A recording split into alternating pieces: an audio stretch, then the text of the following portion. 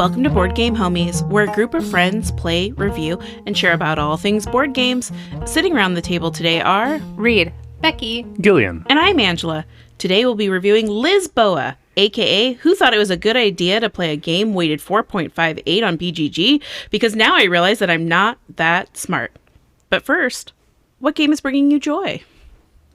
the game that is bringing me joy is Hansa Teutonica. We just finally got that game played. It has been in our collection since 2021. Gillian bought it. And actually, the plan was Angela would play that game with us because it's best at 3 or 4 player and not good at 2 player. And so we kept trying to set up a time to play, and we didn't know, but Angela was trying to find us a 4th player for our game group. And so avoided us. And then we just never came back around to it once we did start playing. And then we tried to play once and Angela got COVID and canceled. And then somebody else got sick and canceled. And one time Gillian even set up the game and taught Angela how to play. But by the time I got home, you guys had decided to play something else. So it took a very long time. And I'm just really glad that the curse is broken on that game.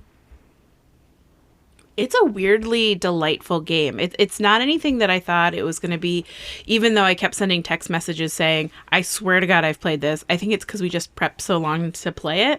And it's just moving cubes, but it's also kind of area control. And just really fills me with a bunch of joy, this game. Yeah, the play of that game was a lot of fun. It's very interactive for a Euro game. Typically, Euro games aren't as interactive as Hansa Teutonica, and I found it a delight. And even though you're doing things that are a detriment to other players, they also gain a benefit from it. So it's not an all, it's not a feel-bad game in any means. my favorite description when we were playing is that Becky looked at it and said, oh, it's like if you were playing King is Dead on the ground. This is what the soldiers are doing. It has a lot of that same movement here and there and the same types of pieces. I loved it. Yeah, I had no idea what to expect. I thought it was just going to be a basic beige Euro, which this game is not particularly pretty, but it's fine in terms of the artwork. But it was really fun. It was just fun. What I've really enjoyed over the last month or so, and Hansa Teutonica is an example of that, we've kind of been speed dating our unplayed games and doing a lot of different games and getting them off the unplayed shelf. And one of the games that I recently purchased, so it wasn't on the unplayed shelf for very long, is Let's Go to Japan. And I really, really enjoy that. I've been playing it solo and with other people. It's just a fun, quick, really light game. Yeah, and the BGA implementation is good. I liked it because I was like, well, why wouldn't I use this token at the end of the game to move up for points? And Becky pointed out that, you can do this other thing with it. And I was like, whoa. So I learned stuff from the BGA implementation that I didn't learn from when playing it. And it has a good implementation. And also asynchronous play is pretty nice. I've really been enjoying it as well. I think it's great on BGA, and I'm looking forward to playing it again since we've kind of figured out how to play it now. Is it asynchronous or synchronous? I don't know. Man, words are hard. I think you play everything at the same time. Asynchronous. No, synchronous. Synchronous. Synchronous. Synced together. Synced together. No, that's not right. No, it is. Wait, asynchronous is without being together. Yeah, now I'm just messing with Becky. I don't know what's happening right now.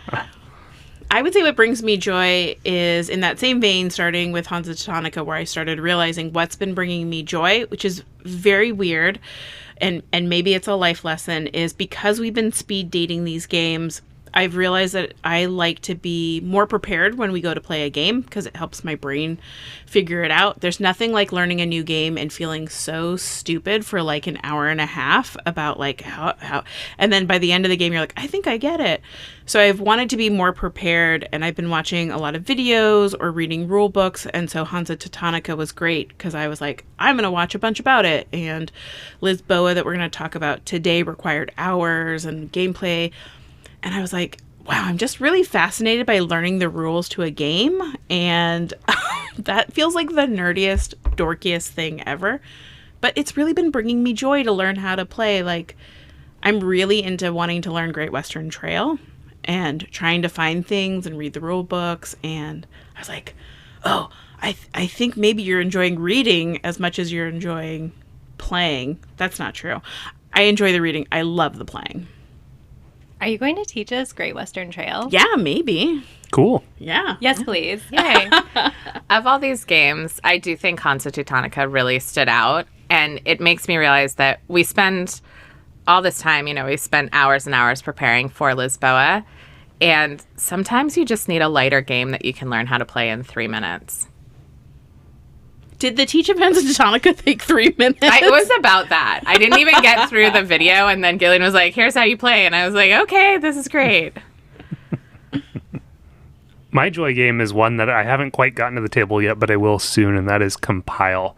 It's a 2-player only game. It's kind of somewhat of a lane battler where each player chooses 3 types of commands. Essentially, you're each playing as an AI program trying to take over, and you are playing cards into your lane trying to score some number of points in order to compile the card in front of that lane. And so whoever compiles the 3 cards in front of them wins. And it's a very beautiful game. I first heard about it from Shut Up and Sit Down when they did a video on it. But the cards are foily, and it's very aesthetically pleasing to me. It comes in this really cool cube essentially that opens up in a way that I haven't seen other board game boxes open up. And I'm very excited to get that to the table. They just had the third printing on pre-order, and I'll be getting that today actually. So Becky and I'll give that a try, and hopefully I'll report back in a positive way. The cards are so shiny. Like, the whole card is shiny. It's very sparkly. I appreciate this game has been on my I've been interested in it, but anything that's a 2-player only, it just doesn't make sense within my collection. The only person I play 2 players with is usually Becky at our Monday lunches. So I'm happy that you guys got it, because then I get to benefit from it by Becky bringing it to lunch. No, it's not leaving the house. Absolutely is it leaving the house. Because Becky's got a knife somewhere and she'll be like, yeah. So It's plastic. Thank you, Reed. I want to play Compile, and as always, I benefit from when you guys play games.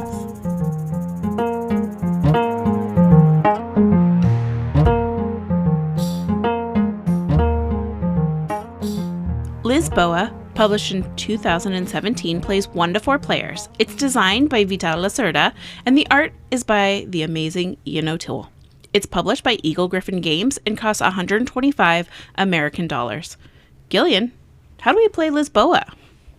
On November 1st, 1755, Lisboa suffered an earthquake of an estimated magnitude of 8.5 to 9, followed by a tsunami and 3 days of fires.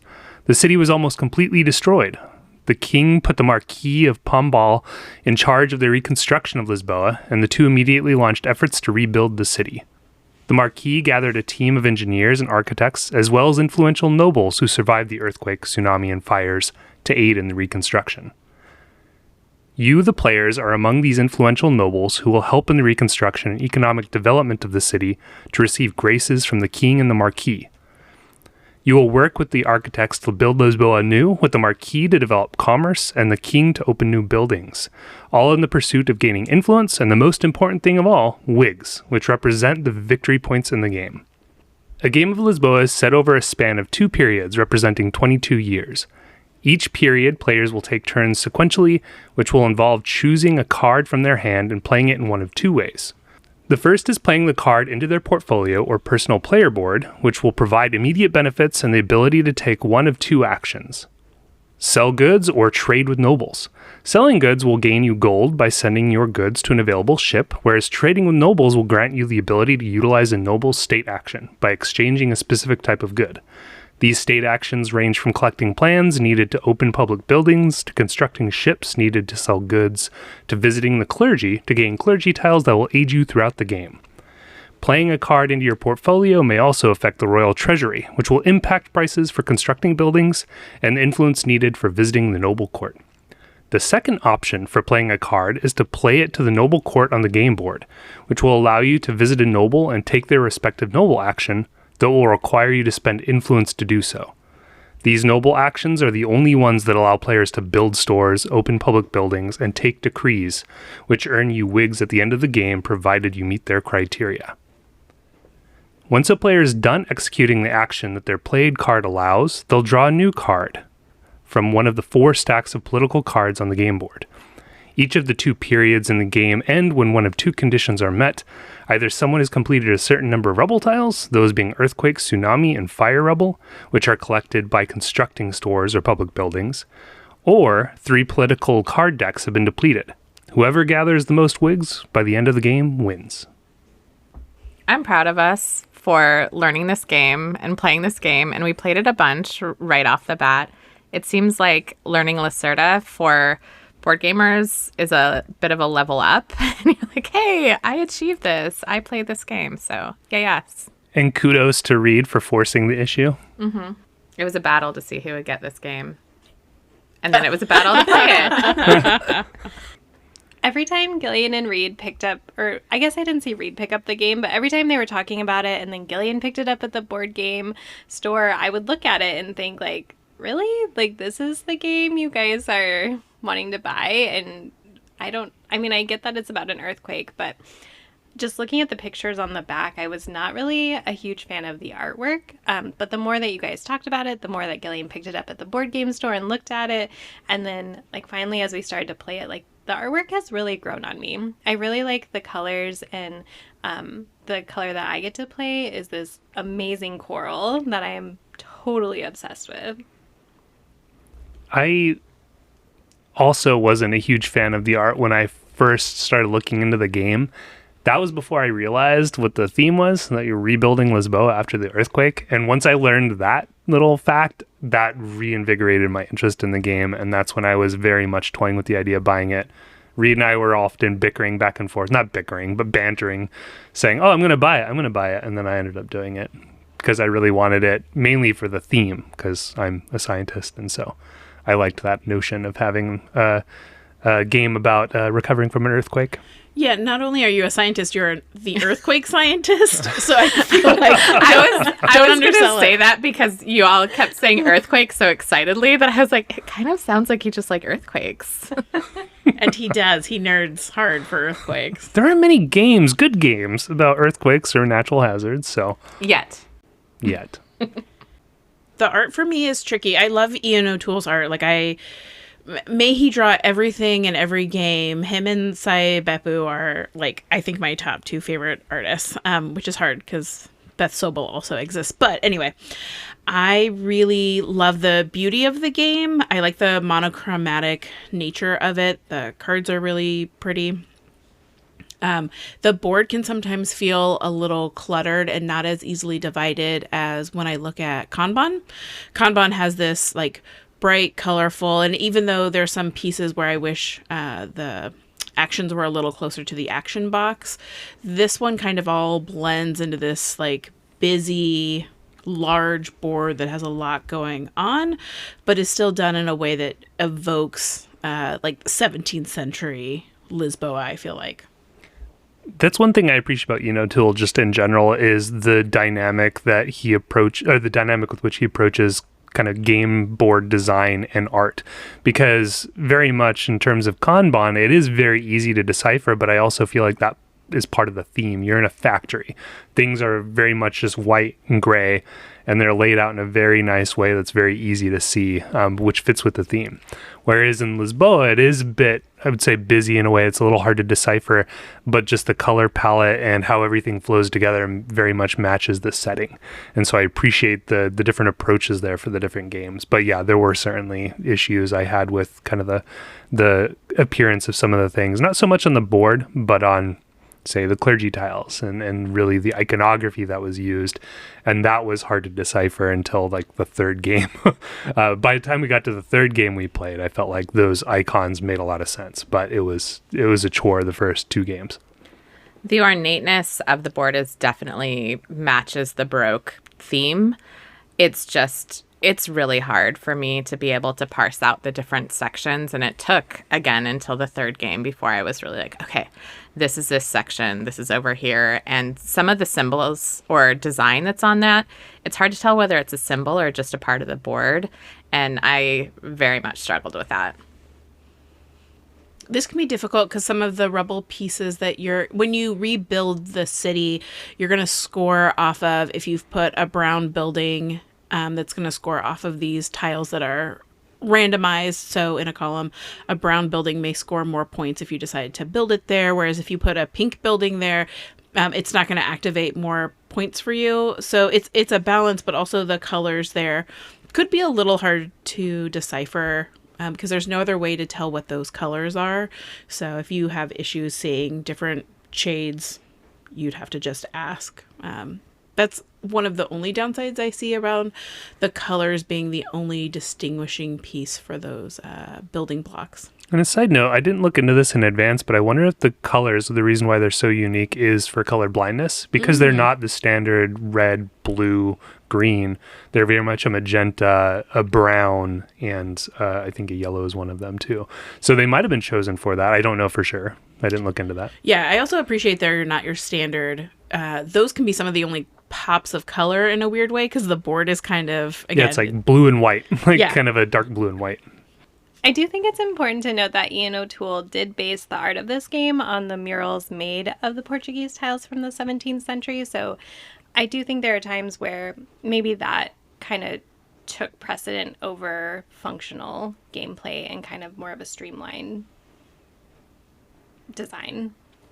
Yeah, this podcast could just be about how much I love Ian O'Toole and his intentionality when he builds a board game. Also, if I was to put this next to Kanban, I don't know that I could tell you it was the same artist. He really shapes his boards, his art, all of the pieces to what the theme is. Like, he's just a master at being able to thematically tie pieces together that you might not even notice. I'm sure he could rattle off like little hidden Easter eggs within the game that he's pulled from art references or something that he read that he incorporates into it. And that just blows me away. Like, I'm so impressed by the care that he takes with all of these games. Yeah, and even the design of the kind of city where you're going to be building your stores and your public buildings, that general layout was very much kind of designed based on how the king and the architect had designed it after the earthquake, and when they're rebuilding they wanted it kind of grid-like, and that was kind of designed with intentionality there based on that decision. Part of the gameplay that I really like in that section is being able to choose which way you want to face your building, so it has benefits on different colors. That's a fun element. I loved learning more about Lisboa. I gotta say, I didn't know a bunch about an earthquake that happened that killed 60,000 people and totally destroyed this beautiful city. In researching it, I love that there were like 3 options, and one of the options they gave the king was like, deuces were out, like don't rebuild it. And just being able to pick the city back up. Anytime a game can teach me something about the world that I live in, I am just so fascinated, not from an earthquake science point of view, but as like a history nerd. I find that that's really exciting to think about how they do it. And then to translate just that thing that happened in the real world into a board game. I just think that Lacerda finds ways to tie thematic elements into really great gameplay. And the theme resonated for me in a way that was like, we're building a city. Great. Yeah, I agree. Everything just ties together really well. And I appreciate that as well, that the way that the theme ties in with the gameplay, and it, after kind of diving into it a little bit, it all made sense to me, and I was able to kind of flow from area to area fairly well. I really liked how, as you were collecting rubble from building public buildings, then it made it so you could have more resources. And the way that it was tied into history in the rule book is that they were using the rubble to rebuild again. And so just that is like a neat little nerdy history fact. And of course, wigs being all important as they were in that time. Yeah, when I was learning that this game is about you're trying to earn wigs, like those are the victory points, and I had opened it for a picture of when Lisboa was Gillian's Joy game. Like I needed a picture for Instagram, And I saw the big wig token and I was like, why are there so many wigs? This is weird. But now I love them. I love those wigs. It's just seeing the decree cards that have like some number of wigs on them instead of, 5 for 5 victory points. It was a pleasure to see that thematic element there.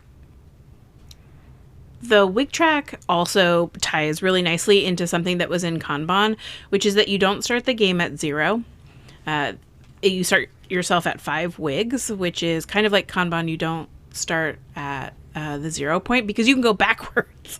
And I kind of love through these Lacerda games is that balance of taking negative points to get actions that you might need, but not setting yourself so far backwards that you can't move forward in other avenues that you need to. So you can take negative points through influence because you just need like that one little extra, like who do I have to kill for a resource, is like, well, take a negative point and that'll be helpful. So I appreciate that he tied the wig track into, again, that ability to get that one extra resource penalizes you at the end of the game. Yeah, just taking your kneecaps from under you. That's always something I appreciate in games. And I don't mean that in jest. I legitimately appreciate they allow, like, not just in this game, but in games that allow you to go negative in victory points to achieve something and potentially get yourself into a world of hurt. It's really awesome when the game designer shares a picture that you post on the internet where your points are negative. That happened to me in this game. Reed, I think at one point you were so negative you couldn't take any more negative. I couldn't because then I would have been at 99 and that didn't work. Not how the track works. It turns out that's how you win. Cheating is according to Angela. If you go backwards enough with her cheating, Angela. Hey, if you win. Also, this Lacerda game is great because it can really be boiled down into, if you were just going to talk about what the action is when we were learning to play it, is that you play a card, then you take a card. Technically, that's like what you do on your turn. It activates so many different things depending on where you place that card and what you do with it. But the ultimate action is take a card, play a card. This game is a lot more interactive than I was expecting as well, because someone can play a card and then you can follow them and get to take more turns as a result of that. And some of the clergy tiles give you benefits, so you can do that with fewer resources. And that's something that seems unusual, that you do have to be engaged as other people are playing to see if you can benefit from it. Yeah, and that happens after you visit a noble. So one of the things on the game board is you play the card to visit a noble. When you do that, you're actually supposed to put your colored meeple on there because that's a reminder that, hey, it was your action to take visit this noble. But then in turn, everyone can spend a favor token to actually follow you and visit that noble as well. And I appreciated that. I very much underestimated that our first game, and I had very few favor tokens throughout the game. So compared to at least Angela, I took fewer actions overall than she did. And so that's a very interesting component of just trying to make sure you maximize turns by getting favor tokens, which themselves aren't the easiest to get. This game really clicked for Becky, probably a lot sooner than it clicked for me. And I don't know, there's something that just worked for you. I was surprised that it did, because when we played Kanban Eevee, I think I've played it 3 times now, and I still am kind of I don't know, I get lost in what action I need to do in order to do this. And by the time my hard-earned car is out, Angela probably has taken it, and then I have to start all over again. But this one, it did really click. And I won my first Lacerda game. I think it was the second game we played, which felt especially good because it was like, oh, everyone kind of knew what they were doing, and I won. But I don't know. My brain did get it. I think for me, the card-driven gameplay was very much a breath of fresh air, I think. This is only the second Lacerda game we played, admittedly. And Kanban is at its heart a worker placement game. But the card-driven nature of the game, you play a card, you take a card, was just very satisfying to me. It was very straightforward, and it just resonated with me, as Becky kind of mentioned, and I enjoyed that a lot. Not that I have anything against worker placement games, but it was a breath of fresh air that it was a card-driven game. We made a joke around the table, which wasn't too untrue, but I recognize that it's not similar or the same in any way. But Lisboa has similar mechanics to Teutonica. Teutonica came afterwards in that the cards are dual use. So depending on where you place it, you can use the top or the bottom of the card, or where you place it has a different action. Also similar to Teutonica, you're rebuilding public buildings and a city. Obviously, this game does it really, really well and much more elegantly. But when we were playing Lisboa, it was weird how it gave me shades of what came after with Teutonica, and also a beautiful production as well, I thought, for Teutonica. But rebuilding a city with dual-use cards was really interesting. Like, I love that push and pull of how will you use this card? Top action, bottom action, or will you even use this card at all? There's also the mix of public buildings and personal buildings, and the public buildings benefit everyone. And a variable economic market, which Angela loves. I wrote it down in my notes. I can't wait to talk about it. Let's do that now. This one doesn't have a super variable economic market in that the economy is not ever driven back up. It's only driven down. So It's driven up whenever you build a ship. The treasury goes up. no, not the treasury, the goods. That market. They're talking about the treasury. No, the treasury is the economic up and down, push and pull. But when you sell a good, it was a great dynamic for, because the goods never went back up.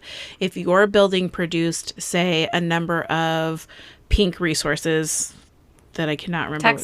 Textiles. If you produced a number of textile resources and then you sold them, you crashed the market, which actually hurt you, because now that textile was worth 4 gold, anytime you sell or anybody sells it in the future, it's worth 3, it's worth 2, it's worth 1. So you could actually create a lot of, it's supply and demand, and the demand kept going up as they rebuilt the city. So it makes a lot of thematic sense, but it never goes up. Well, what's interesting there is that it's not when you sell it, it's just when you produce goods, it goes down. And then whenever somebody sells that particular good, it's at the new price. So whenever somebody produces goods, whenever they produce something from their buildings, that associated resource is going to go down in cost and make it less of an appealing thing to sell goods, potentially. Which is hard, because those goods are what you need to fund your actions. So you actually need to produce, which drives the market down. Somebody drove brown resources down to nothing, and I was so angry. I was like, I've been working so hard to produce these, but not produce officially, so that I could finally use them. And I think it was Reed who was just like, brown, brown, brown. I was like, no, my goods. So I love that dynamic that you also saw in Teutonica. The treasury was fun. That's the one that does go up and down based on cards that are played. And the treasury determines a lot of the base cost. So if you're building a building, it's going to be whatever the land cost is what the treasury is at, or how many extra nobles you might need. So that market is like, well, I can't do something because it's so expensive right now. And you're waiting for other players to drop the price of the treasury, which influences so much of what you end up being able to do, because resources aren't plentiful. They're not tight, but they're not always plentiful. In the rule book, there's a list of recommendations, which I really like, that says in approaching this game, you want to think about, don't spend all your resources because they are hard to get. You want to build a ship. You want to do all of these different things, which I tried to do, but actually failed miserably. I stopped doing ships at one point because I didn't see the benefit. And then I looked over and Gillian had a shipping empire that ended up getting him 1,000,000 points. Well, I love that every game we play, Reed, you're like, oh, it told me not to use all my resources, but what if I did? Which is, I think, happened early in our first game. And then you went, oh, I see why that was important. Yeah, it even recommends make sure you build at least one store before you sell your goods so you can at least produce something. I went hard textile. It did not pay out for me. No, it hurt me. So. And to that end, like there is one other action that wasn't mentioned in the overview that you can do, but it's not really that valuable. It's that you could just discard a card for 1 gold coin or 1 gold resource. And a gold resource is kind of a wild in this game. So there's that can potentially get you out of a bind, but at a very steep cost of losing a full action. I probably should have done that one of our games because I did sell all of my resources and I regretted it. I don't think I realized that because I was definitely stuck a couple times. It's just such a hard choice to make. Like, a card is super valuable. It's often not as valuable as maybe just playing a card in your portfolio, because oftentimes they will give you 1 resource at least if you tuck them on the top. But yeah, it's there if you need it. There was a lot of different components in play because you can go to so many different areas. And I kept messing up and Angela kept being like, what's your people price? How are you paying for your people? And that's how I ended up going really negative, I think. I like that mechanic as well. It's not quite a variable market, but it's the interaction of, which makes sense once you explain it thematically, is in order to go do an action with a noble, you have to have influence with that noble. You have to be hoity-toity. And so the more kind of like legislators you have in there, the more you can do, but also it causes a negative for somebody else. Like, Becky has so much like nobles here, I can't get my people through, and so I have to pay a cost. You kind of have to bribe the nobles and the legislators. But it was fun to watch you be like, having no influence, being like, I'll just do this. And you're like, you can't do that. You need influence. Yeah, and then there's also the tug of war of having to use those officials whenever you construct a public building. They are basically spent from court, and so they have to go about their business once a public building is constructed. And then your influence in that is diminished, and so you're not negatively affecting other players.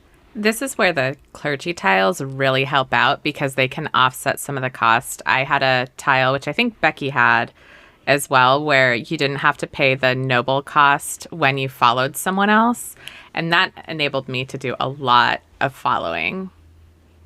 Yeah, that's my one downside for this game. Not the clergy tiles. I just never got really great clergy tiles. And maybe I just wasn't aggressive enough for it. So it's not the game's fault.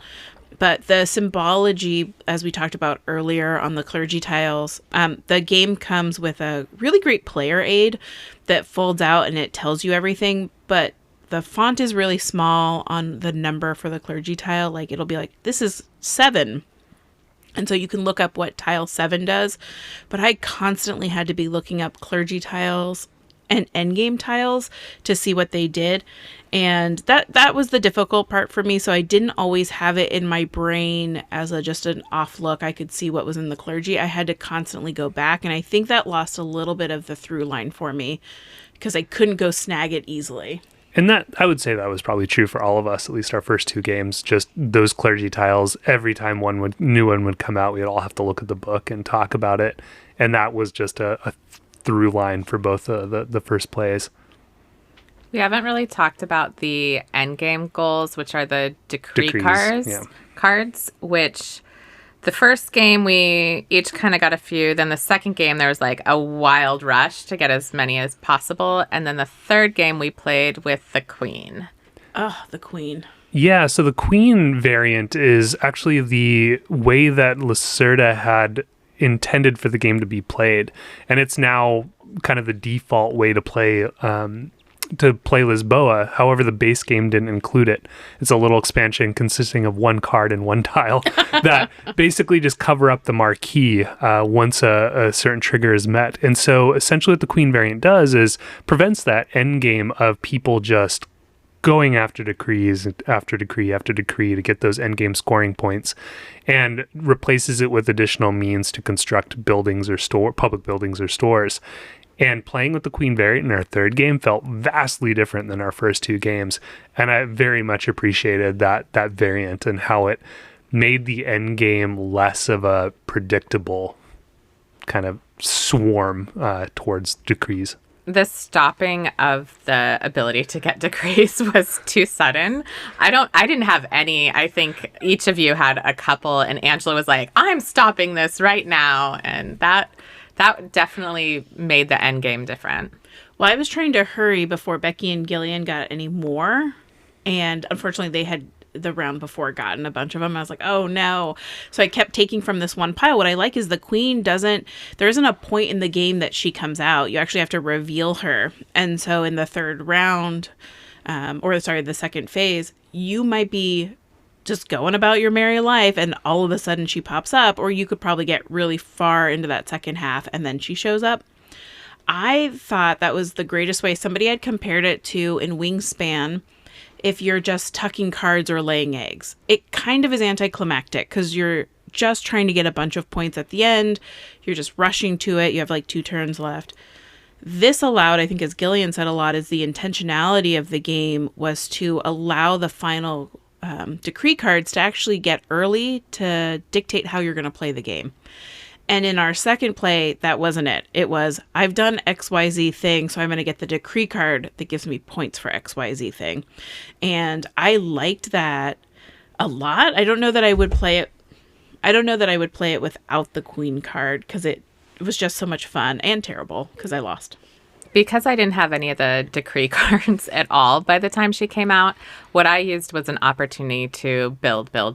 And I loved how it opened up another channel because even building is competitive. You have to have a card that allows you to do something or a favor token to follow someone. And the queen opening both the public building and the private building or mercantile, whatever it is, was great. What I didn't realize, and I would love to see on a fourth play, is so we were talking earlier about how you can take a free action if you have a favor token. That favor token's only based off of the color of the card that's played. So unfortunately, because the queen came out, everyone started using that color action. So I couldn't use my favor tokens of the other colors.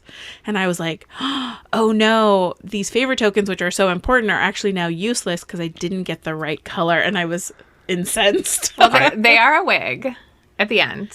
Cool. 2 points is not how I won that game. I lost by more than 2.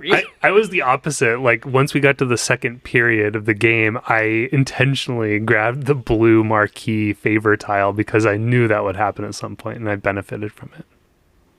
This game was really long. It was really long. It took a lot to learn how to play, and our first game was a little trudging through because none of us had played it before, and a lot of times when we play a game, someone has played it before. It wasn't too much longer than our first game of Kanban. It did feel longer, though, just in terms of playing through the game, and I think part of that was having to constantly look up iconography. That was a bit of a slog. But then the second and third games each decreased the playtime by quite a bit, 20 minutes or so. And I think now we're at like 2.5 hours of play. And so that feels about right for this game. Yeah, I think you just have to know if you're going to play a Lacerda, it's a big chunk of time. Like, this game isn't for anybody who doesn't want to put in a good amount of time learning the game and then playing the game. And wanting to play it more than once is hard. We played this game 3 times, relatively short in between, which is a lot. It's a lot for your brain, but you really want to cement all of that learning that you did with the actions. I do have a question that, Kanban and Lisboa are often thought about as, I'm going to put this in air quotes for the podcast, his easier games to learn. What did you feel like for this game? Was this easier than Kanban? Is this what you would recommend for somebody this is their first Lacerda? I'll contrast that. I don't think Lisboa is considered one of his easiest. It's one of his most well-liked games, but I don't think it falls in the same line of Kanban being his easiest. Vinhos is often considered one of his easier-to-play games, as is the Gallerist, I think. What was your question? You're wrong, but what was your question? I was too focused on it. I was like trying to recall. Like, is it considered the easiest? Well, I think a lot of people play this as their first Lacerda. Whether that's ease or thematic or gameplay is the best. But we've only played 2, and I'm sure We will play all of them and have a lot of gray hair after we're done learning all of them. But if you were going to recommend a Lacerda, do you feel like this one could be somebody's first Lacerda, or this is a place for them to start? I find that question very interesting, Angela, because I was scrolling through the ratings and comments on BGG, and a lot of people were super polarized on, like, this is the best Lacerda game ever, and it's a lot to learn, but it's relatively simple once you get it figured out, to the people who are like, this was just a slog, and it's just a bunch of tiny little games and mechanics happening in different places on the board. And I do think, like, in both Kanban, Eevee, and Lisboa, it is relatively simple. Like, you play a card, you do the action, you draw a card, and in Kanban, you put your person somewhere and you do that action, and then you're done.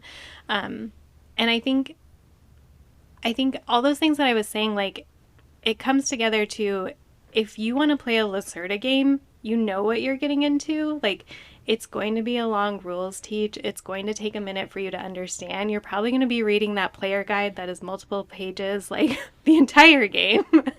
And so I think they're perfectly great places to start if you want to play a Lacerda game. Like, I think it's going to be a struggle regardless of where you're at. And so I say, start here. They're great. And maybe you won't want to play the other games, or maybe you'll play all of them. And what Gillian said makes me nervous that we're going to end up with so many Lacerda games on our shelf. I mean, we have 2 right now. The third's on pre-order, that being Speakeasy. I have one under my bed. I have one and one on order. Wait, what's on your order? Soon to be on order. Oh, okay. Yes. Okay. He's going to have a new game based on libraries. So obviously. The Great Library. The Great Library. Thematically, immediately was a purchase. I don't care. Is that the name of it? The Great Library? I think it is the Great Library. I didn't see an official announcement for it. I don't know if it has been officially. It's been Just talked been about. kind of talked about in the channels. Yeah, he Okay. even has the one after that he's working on that nobody is talking about. But Okay, we'll look forward to that in 2026, fall of 2026. if our brains still work good for all these games. When you play a Lacerda game, just know you're getting to a heavy game, regardless of which one it is, I'm sure. We haven't played Vinos or some of his, quote, simpler, end quote, games, but I think all of them are pretty up there in terms of weight. So just know you're getting into a heavy game if you're playing Lacerda. The puzzle of Kanban, where you have to do something else, and then you have to do something else to get the points from it. It's this interesting sequence that you are trying to pull a thread and follow. I didn't have as much of that in this game. I didn't have you have to do this in order to do that. Yes, you had to have enough resources or people, but it was less about, in order to do this, you have to... I'm losing my thread, but it's basically like, I know that you have to have, like, your public tiles in order to, or your blueprints in order to do that, but it wasn't as much of like, you have to go to this space to get this, and then it triggers other things. Yeah, thematically for me, Kanban makes a lot of sense, not because I've ever worked in a car factory before, but more so that it's get a plan to build the car, get the parts to build the car, test the car. Don't forget training. And while you're there, you should learn some training so your boss doesn't get mad at you. Thematically, it's kind of, I see what you're saying around Lisboa is like you have to have land rights and the resources and the rubble to do the thing, but it isn't as, I would say, straightforward as Kanban makes it, or in a weird way, it feels like Kanban's relatable. People kind of understand even if they've never done the thing, but it also relates to you in a different way. Like Reed, you said Becky picked this up really quickly. It's like it just resonated for her brain in a way that Kanban didn't resonate, and Kanban resonates in my brain easier to pick up thematically than Lisboa did. Yeah, Kanban EV is certainly more straightforward in that it is a worker placement, and it all, that kind of flow of getting the schematics, building the car, all that kind of works in line. The thing I liked about Kanban EV a lot is, I would say more so the sequencing of turns, because you might finally have the parts and the schematic you need to test the car or to put the car into the test track, but then somebody can just snipe that car from you before you have a chance. And so the worker placement there's a lot of fun. But to that end, Lisboa, I thought, flowed really well for me as well. And it seems, it's been a while since we played Kanban EV, so I'd love to play that again. But to me, Lisboa seemed more open in what you could accomplish. You could go towards just putting out buildings and focusing on that. You could choose to do the ship strategy and just get ships, sell goods. You could produce goods to crash the market and screw over everybody else. And Kanban felt like you very much had to do the car aspect. You had to build cars to some extent. And you were kind of, if you didn't, you might not be as successful. And so I just feel like Lisboa is maybe more open in how you can win the game, but maybe I'm mistaken in that. I think less sequential for me is that you're right. You could focus on the public building aspect or the building aspect and do really, really well and not go near shipping and be fine. And in Kanban, you really do need that balance of everything. And also make sure you don't make Sandra upset. Never make Sandra upset. I would say if I were to teach someone one of these games who isn't as crunchy as us, I would probably start with Kanban EV, even though I don't do well, because I think that it's a more visually clear, clean experience, and you can logically think, I need the car design, I need the parts to make that car, and then I need to get that color card and get it testing. And so I think that would make sense if you're trying to teach someone who is crunchy curious. And Lisboa, like, I feel like you gotta want to play that game. And there are little car meeples in Kanban EV. They are fun and cute. I am sad with the idea that this board was too ornate for me, because I don't mind generally cluttered design, and I love more is more. And I think the difference between Kanban and this game in how I could kind of comprehend it is that Kanban is so clear in its design. Even if there were a couple areas where you're like, okay, which direction is this facing? This game, the board, I still don't feel super comfortable with the board. I want to put an asterisk there in that I think every game we played, it was upside down for you. Yeah, Reed, why is the board always upside down for us and it's never for Becky and Gillian? Well, no, it started always being upside down for them, and now that maybe we're better, I don't know. They don't pity us as much. Oh, really, Reed? How many games of Lisboa did you and I win?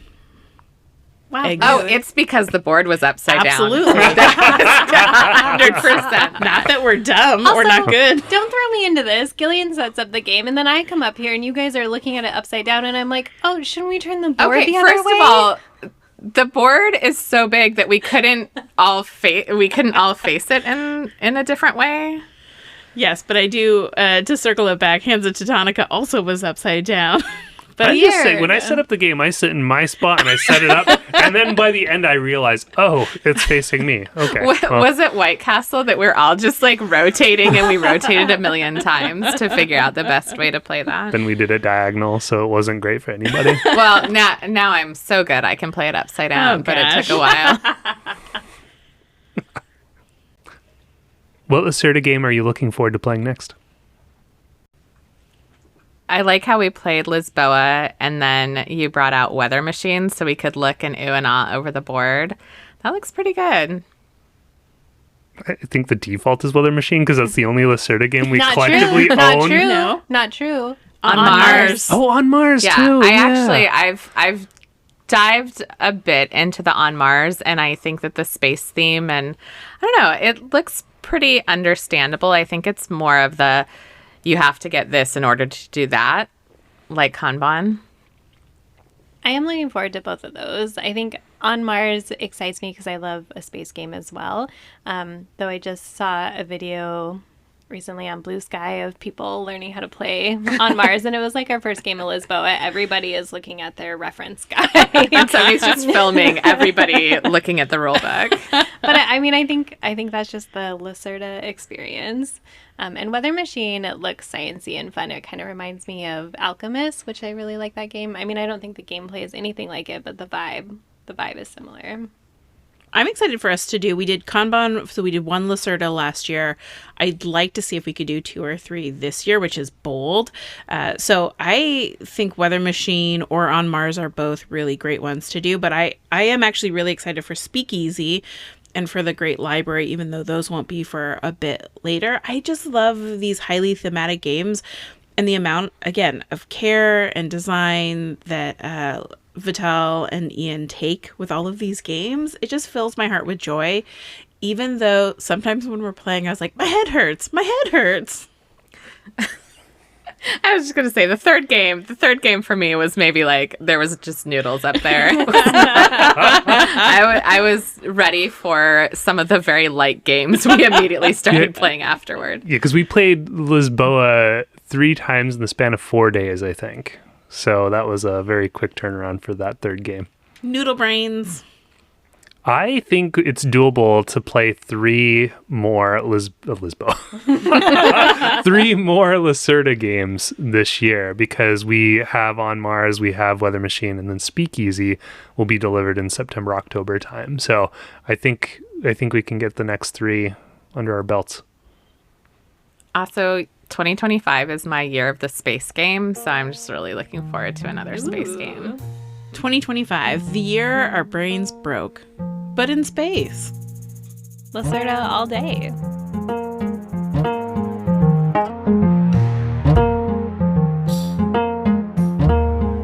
Thank you for listening to Board Game Homies. Drop us a line on our Instagram page or newly created Blue Sky account at Board Game Homies. Bye-bye. Killian. Oh, we missed that. Oh, thank God. You're really lucky. How will we know about our fart factories if we don't record it? Oh, boy. That sounds like Reed just farts a lot, actually. Oh, my God. You cannot put that on the Absolutely not. put Absolutely that not. on the fart factories. She's gonna die. She'll quit her podcast. Yep. She's probably She'll gonna go. move. She's gonna move to France. She's gonna leave in a smoke of farts. Toot, toot, toot, toot, toot, toot, toot. I'm going to murder you. You got a lot of people on the list to murder you. Oh, jeez. Taking names.